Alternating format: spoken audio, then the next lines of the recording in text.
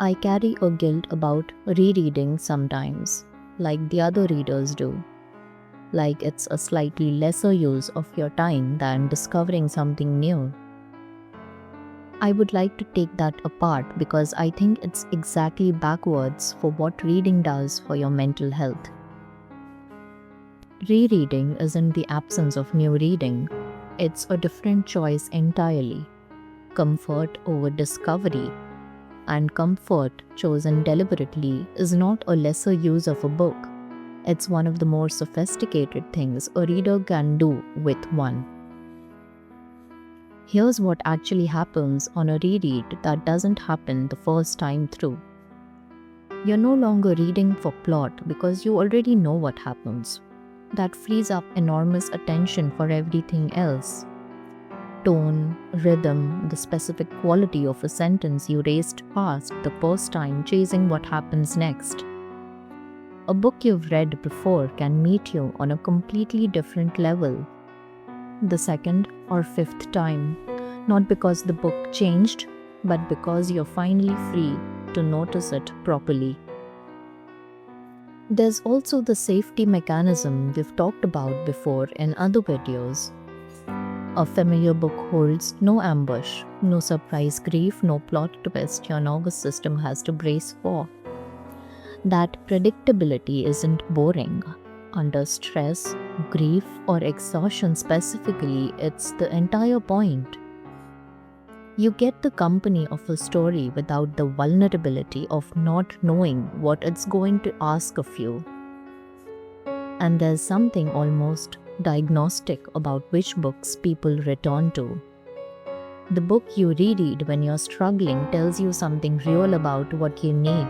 Maybe steadiness, maybe a particular kind of voice, maybe just the specific comfort of knowing exactly how it ends. Pay attention to your rereads. They are a more honest map of your emotional needs than your current reading list usually is.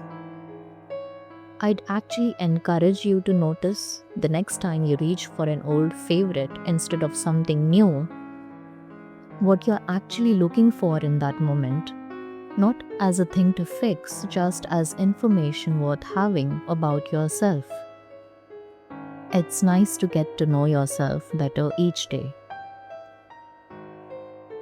Personally, when I am in need of some emotional support, I go back to rereading my favorite books.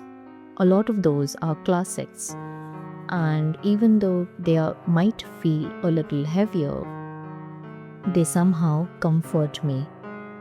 I also read a lot of poetry when I'm not feeling really well.